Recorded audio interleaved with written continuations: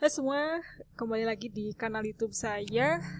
Hari ini kita akan bahas tentang logika matematika. Khususnya kita akan menjawab pertanyaan, apakah mungkin ada dua kebenaran yang saling bertentangan di dalam matematika? Oke, kira-kira mungkin nggak nih? Jadi, yang namanya pernyataan yang ada di dalam matematika itu harus konsisten. Nggak boleh saling bertentangan dengan pernyataan lain. Misalnya aja, kalau kita punya pernyataan A, dia terbukti benar, nah itu nggak akan mungkin pernyataan A ini tiba-tiba berubah bertentangan dengan yang sebelumnya, tiba-tiba mengatakan jadi pernyataan B. Dia harus konsisten. A ya, A tetap terus selamanya A. Nah, serangkaian pernyataan yang tidak saling berkontradiksi, ini kita sebut pernyataannya sebagai pernyataan yang logis dan konsisten. Nah, pernyataan yang logis dan konsisten itu pasti dia nggak akan saling berkontradiksi. Kalau kita nemu ada pernyataan yang nggak konsisten sama sekali, itu pasti hasilnya nanti akan mengalami pertentangan satu sama lain. Nah, kayak gimana contohnya? Misalkan ada serangkaian pernyataan. Yang pertama, pernyataannya bilang gini, 2 adalah bilangan genap. Yang kedua, bilang kalau 2 adalah bilangan ganjil. Kalau kita lihat, dua pernyataan ini kan saling bertentangan satu sama lain ya. Yang satu bilang 2-nya genap, yang satu lagi bilang 2-nya ganjil. Nah, apa yang terjadi kalau kita menerima dua pernyataan ini sebagai kebenaran? Mereka ini sama-sama benar nih. Apa yang terjadi? Oke, misalkan bilangan yang kita maksud itu adalah X. Karena X genap, maka X ini dapat dituliskan sebagai X sama dengan 2P. P-nya bilangan bulat. Ini kan bentuk dari bilangan genap ya. Contohnya aja kayak gini. 10 itu bisa dituliskan sebagai 2 dikali 5. Min 4 bisa dituliskan sebagai 2 dikali min 2. Jadi bentuk umum bilangan dari bilangan genap itu kayak gini bentuknya. Nah, karena X juga tadi ganjil, maka X juga dapat dituliskan sebagai X sama dengan 2Q plus 1. Ini juga adalah bentuk dari bilangan ganjil. Misalnya, 15 kan bisa ditulis sebagai 2 dikali 3, 2 kali 3.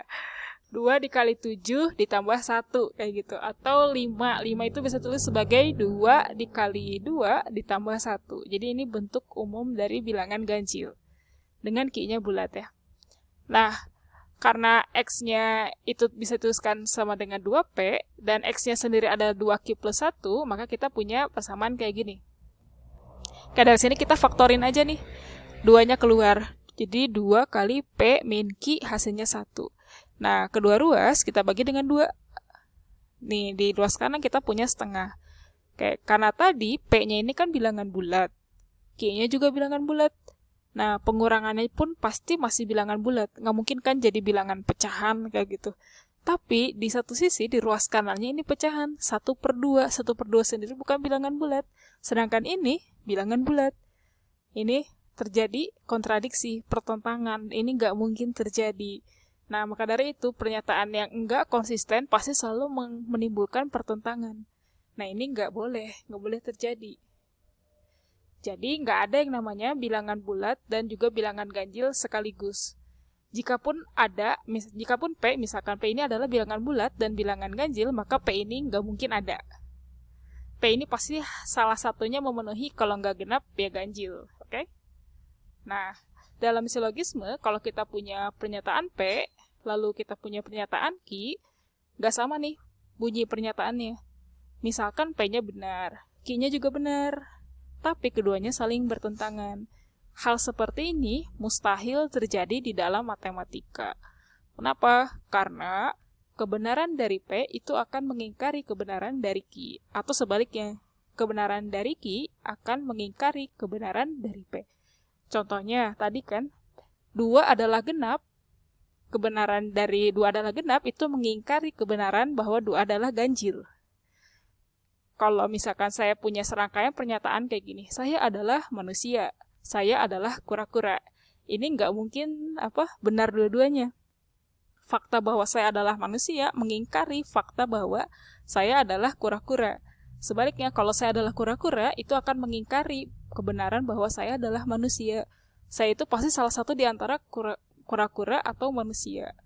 Gak mungkin dua-duanya. Gak mungkin saya ini adalah manusia dan kura-kura sekaligus dalam waktu yang sama. Makhluk seperti itu gak mungkin ada. Oke? Nah, contoh lainnya yang sering terjadi di setiap tahun di Indonesia adalah penetapan tanggal 1 Syawal. Nah, biasanya kan ormas Muslim itu punya metode masing-masing ya untuk menetapkan kapan jatuhnya tanggal 1 Syawal. Misalkan ada ormas P bilang 1 Syawal nanti itu jatuhnya minggu malam tanggal 24 Mei. Lalu ada lagi ormas Ki. Itu bilang kalau 1 Syawal itu nanti Senin malam, tanggal 25 Mei. Mereka mengklaim penyataan mereka itu benar. Masing-masing benar. Nah, di dalam matematik yang seperti itu gak mungkin terjadi. Kenapa? Ya, yang namanya 1 Syawal kan pasti terjadi hanya dalam satu waktu saja. Gak mungkin misalkan besok itu 1 Syawal, lusa itu 1 Syawal lagi. Gak mungkin. Kalau seandainya mereka ini meyakini, kita meyakini bahwa penyataan ini dua-duanya benar, dan 1 Syawal itu kan menuntut hanya terjadi dalam satu waktu aja, maka ini mengimplikasikan kalau hari Minggu malam itu harus sama kayak Senin malam. Dan ini nggak mungkin terjadi. Ya, orang anak TK pun kan pasti tahu ya, yang namanya hari Minggu itu nggak sama kayak hari Senin. Jadi, yang benar itu pasti hanya satu, entah itu pernyataan Ki, P, atau pernyataan Ki, atau dua-duanya ini salah. Nah, seandainya P dan Ki keduanya benar, maka yang namanya 1 Syawal itu mustahil ada. Sebab mustahil ada 1 Syawal yang terjadi hari ini, dan lusa 1 Syawal lagi. Itu nggak ada, nggak mungkin ada 1 Syawal yang seperti itu. Oke? Jadi kalau kita simpulkan, yang namanya kebenaran di dalam matematik, dua kebenaran itu nggak mungkin saling bertentangan satu sama lain. Pasti ada satu yang benar dan satunya lagi itu salah. Kebenaran dari P mengingkari kebenaran dari Q. Nah, mungkin kalian juga akan bertanya-tanya, apakah kebenaran di dalam matematika itu bersifat mutlak? Artinya kalau udah P ya udah P aja terus abadi selamanya P, nggak mungkin berubah gitu. Jawabannya ya bergantung pada semesta pembicaraan.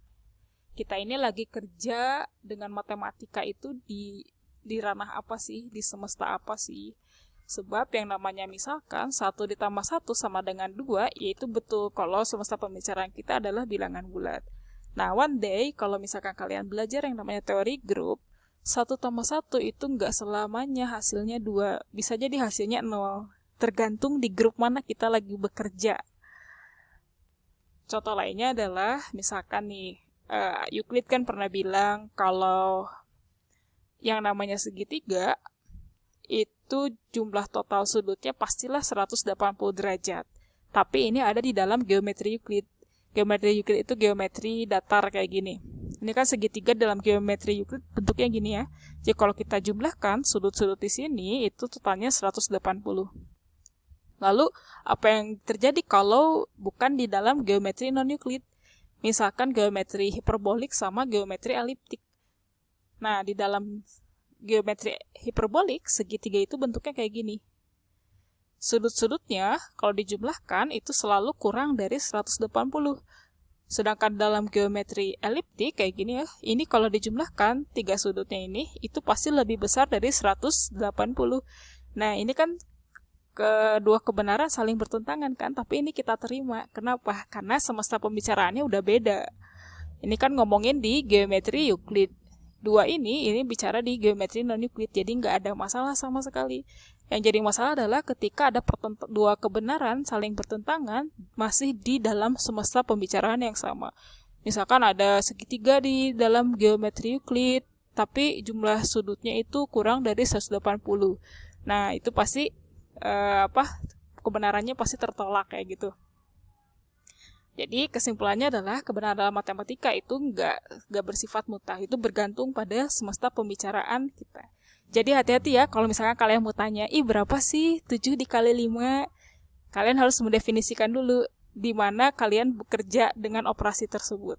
Apakah di bilangan bulat, apakah di grup bilangan bulat modulo n, atau lain sebagainya. Oke, Itu yang bisa saya sampaikan hari ini. Terima kasih sudah menonton.